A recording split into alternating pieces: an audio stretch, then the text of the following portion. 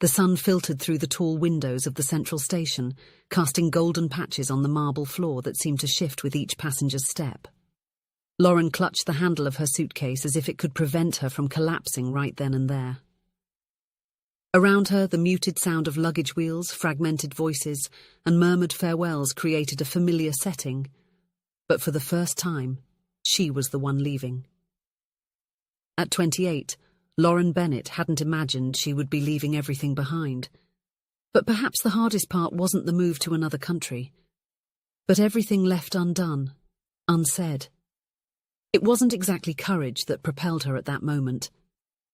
It was the exhaustion of someone who had tried everything to keep something standing.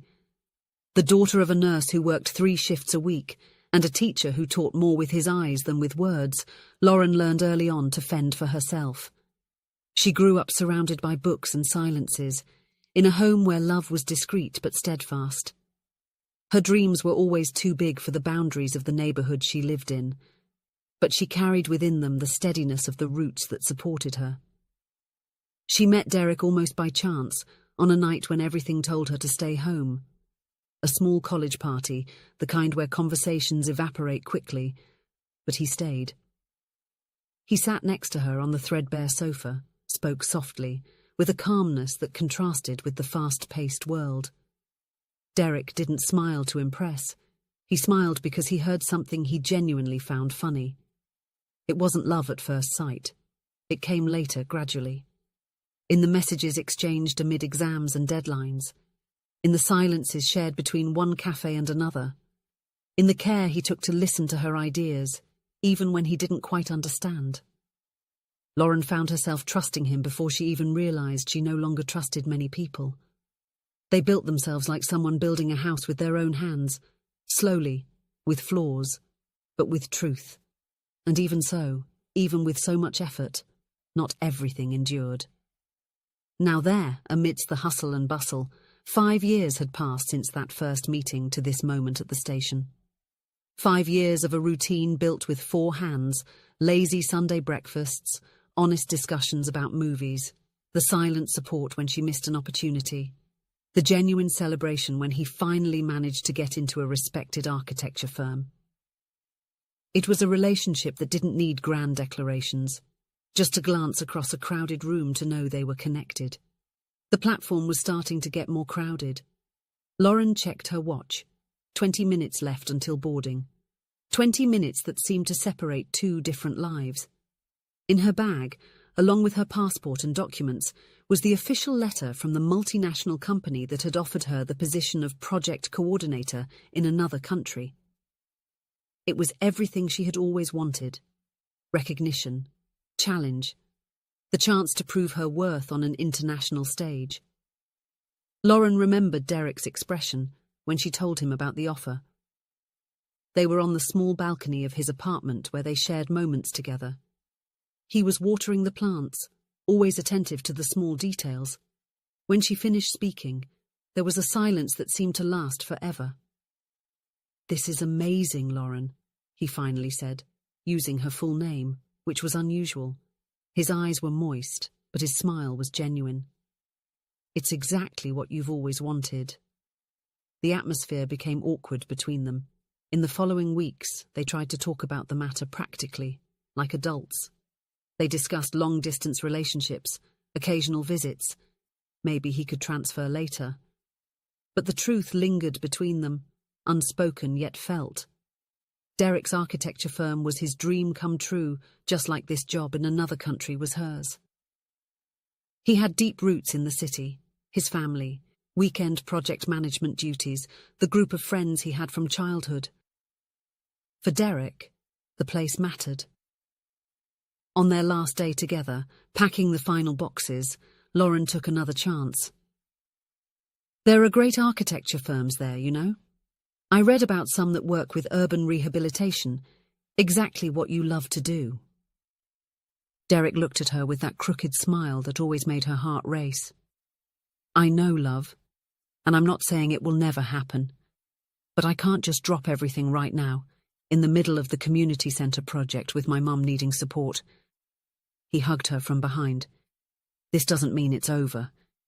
It means we need time to adjust everything. Time. The word echoed in Lauren's mind as she watched the large station clock. Maybe time was precisely what they didn't have. That last night they spent together, she had whispered, "I'm going, but in my heart, I'll be waiting for you." It was a genuine promise when she made it. But now, about to leave for real, a doubt gnawed at her. What if waiting meant forever holding on to this lingering feeling? What if their love wasn't strong enough to survive the distance, time zones, and new separate experiences? The boarding pass in her hand felt like it weighed a ton. A metallic voice announced the first call for her train. Around her, people moved hurriedly, dragging luggage, checking schedules on large digital panels. Last call for train 247 to the international airport. Immediate boarding at platform 3. Lauren took a deep breath. This was it. She got up from the bench where she'd been sitting, adjusted the strap of her bag over her shoulder, and began walking towards the platform. Every step seemed to simultaneously take something away from her and bring a new weight. As she passed through the large glass door separating the main hall from the boarding area, Lauren allowed herself one last look back. The golden light of the late afternoon sun filled the space, making people appear to walk through a dream. For a moment, ridiculously, she imagined seeing Derek's familiar silhouette emerging from the crowd. It was just a trick of the light, of course. He had said goodbye to her at home earlier. It made no sense to come to the station just to relive the pain of separation. He was too practical for that. It was one of the things she loved about him, his realism tempered with kindness. Lauren turned to continue on her path when she felt it.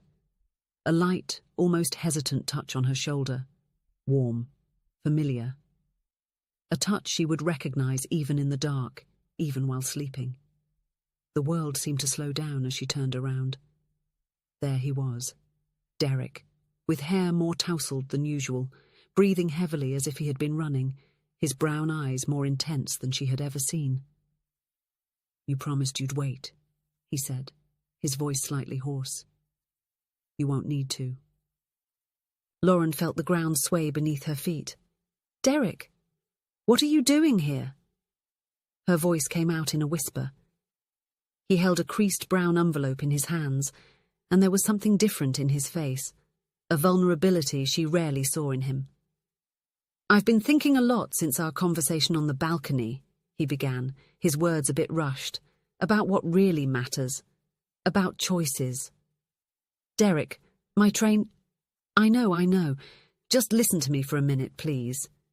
He took a deep breath. "Yesterday I quit my job."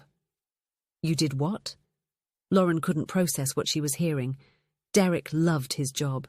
It was part of his identity, an achievement he had fought for as much as she had for her international position.